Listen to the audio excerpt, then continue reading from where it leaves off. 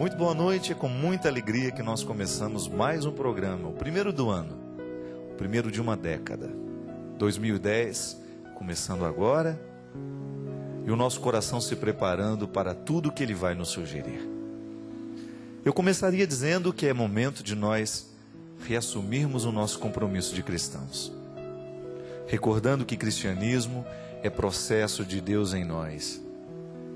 É a gente saber que nós estamos numa caminhada, que essa caminhada vai ter momentos difíceis, nós vamos ter alegrias, nós vamos ter dificuldades, mas nós não podemos desanimar dela.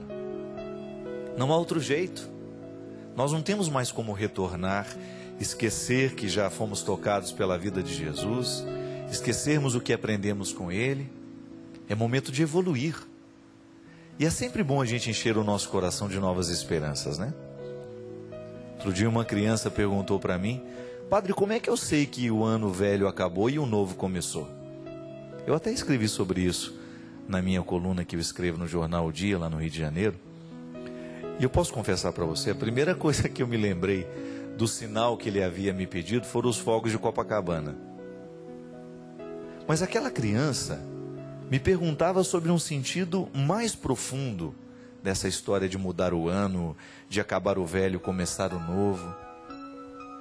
Lamentavelmente, eu naquele momento, o que me veio à cabeça foi uma coisa boba, que a gente sabe, né, que o ano está acabando e está começando outro, porque geralmente a gente fica ligado lá na televisão para ver se os fogos de Copacabana já começaram. Mas o que muda de um ano para o outro? Nada. Continuamos a mesma vida, não é?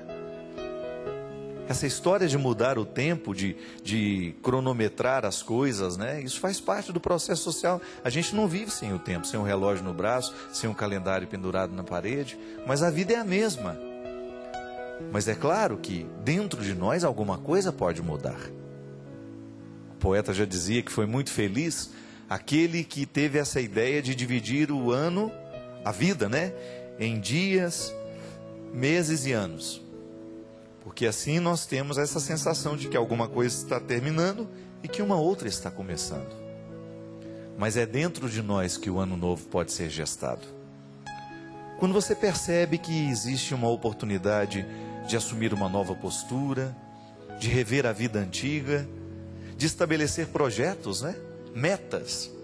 Nós precisamos aprender a lidar com metas. Muitas vezes as coisas não acontecem na nossa vida é porque faltam projetos. Todo bom empreendedor, todo bom empresário é aquele que trabalha com metas, com projetos.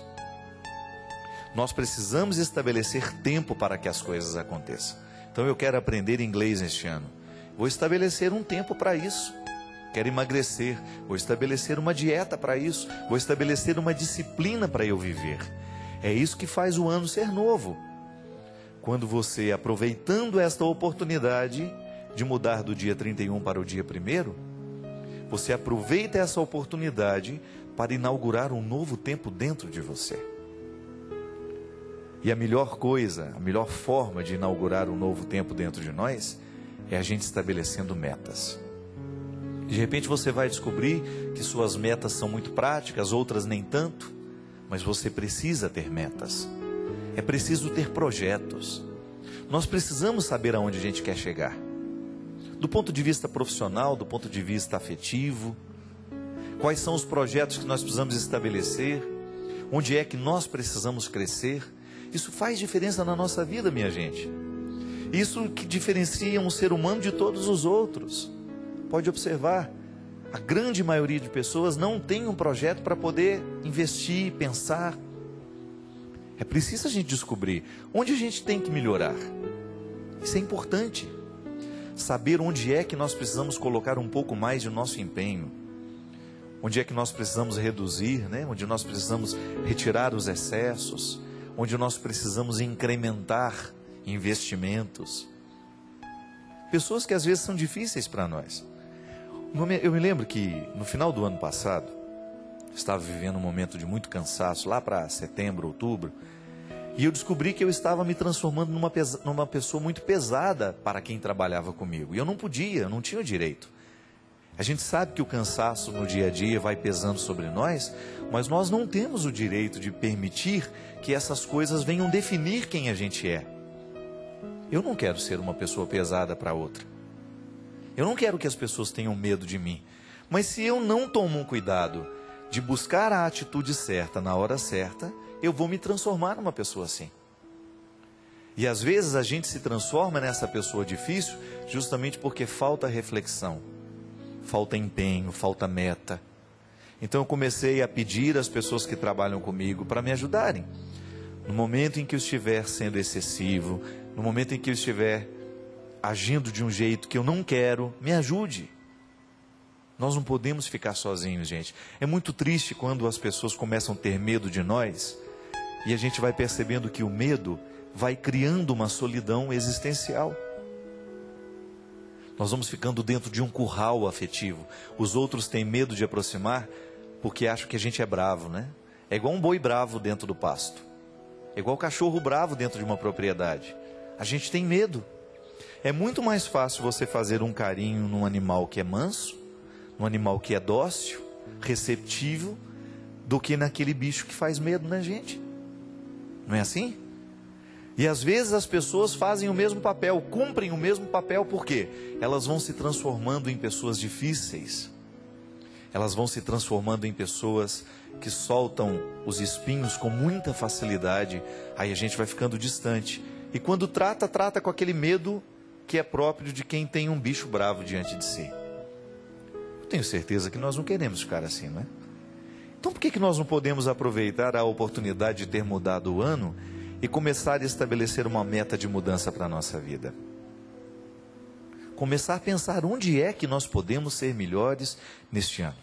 2010 está começando, uma nova década está sendo inaugurada e nós temos a oportunidade feliz de nos transformarmos em pessoas melhores. Quem sabe hoje você descobre que você precisa aprimorar o seu lado profissional. Você estava há muito tempo fazendo a mesma coisa, isso virou uma mesmice, virou um cotidiano chato, e de repente você descobre que você pode estudar um pouquinho mais, que você pode usar a internet para buscar um pouquinho mais de informações sobre a sua área específica.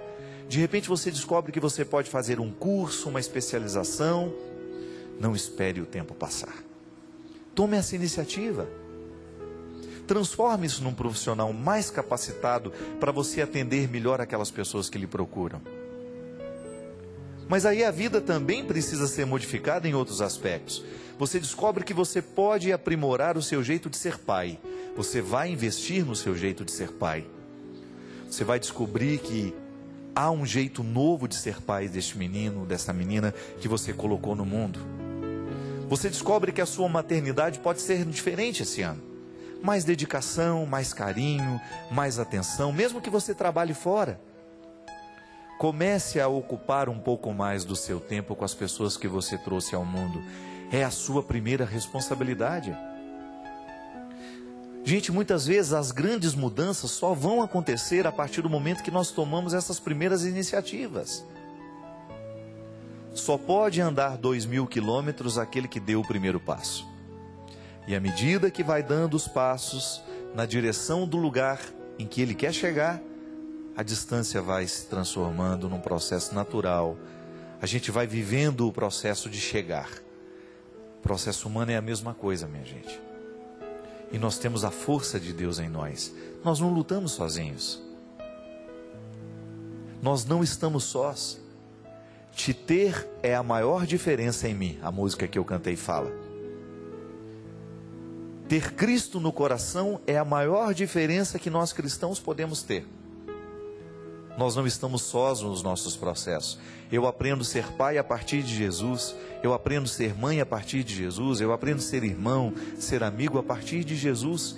Eu tenho a força criativa do amor de Deus na pessoa de seu Filho Jesus, agindo dentro do meu coração. E talvez este seja o seu principal projeto desse ano. Deixar Deus ser um pouquinho maior dentro de você.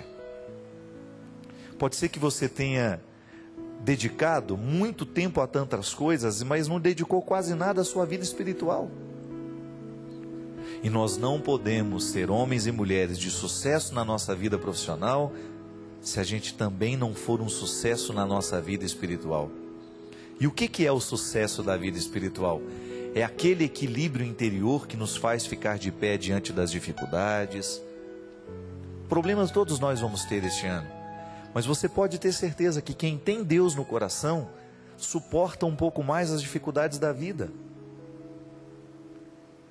Ter Deus dentro de nós nos ajuda a viver um pouco melhor o processo da vida. É natural que nós vamos encontrar dificuldades. Todo mundo enfrenta. Mas o que faz a diferença entre um ser humano e outro é a maneira como enfrenta aquela dificuldade. Tem Deus no coração. Esta é a maior riqueza que nós podemos ter, que nos ajuda a sermos pessoas melhores. Sermos mais equilibrados, sermos mais humanos, mais amigos, mais pacientes. Então deixa Deus ocupar um espaço maior na sua vida este ano. Como? Através de leituras, através de uma prática religiosa coerente,